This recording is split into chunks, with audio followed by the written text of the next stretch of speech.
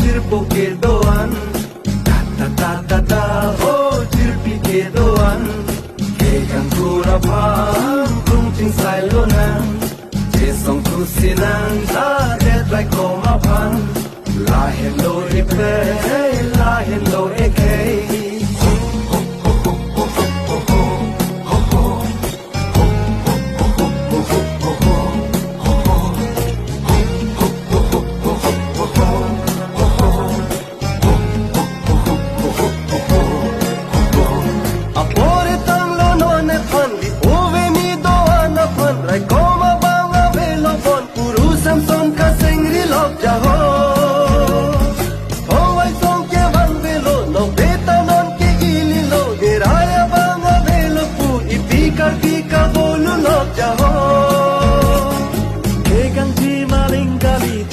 Sente la mirte di apai ki tum la khador de jaho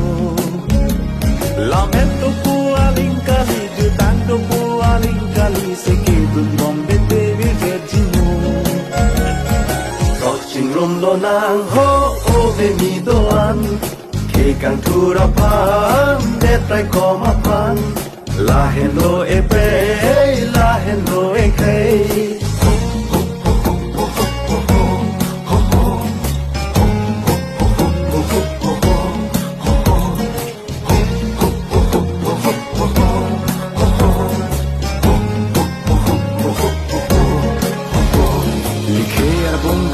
krong do an the vin the wa mon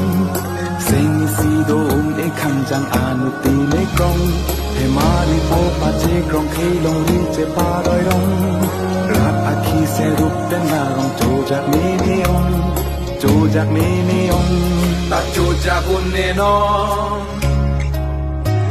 la met vir de te bankali ju tang vir de te bankali ki chok chi ki nang pen ne li ji mo Bangkali, long richu kok te bangkali, menchi kunang kok na ilimo. Kunang to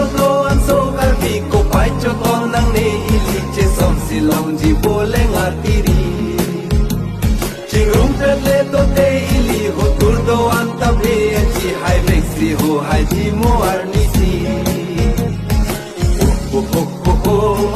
Jirpo ke doan, ta ta ta ta ta jirpi ke doan ke kang thura pa kung ching sai lo nang je song thu sinang ta de trai ko ma pan la hello e pe la hello e kei oh so kar bi doan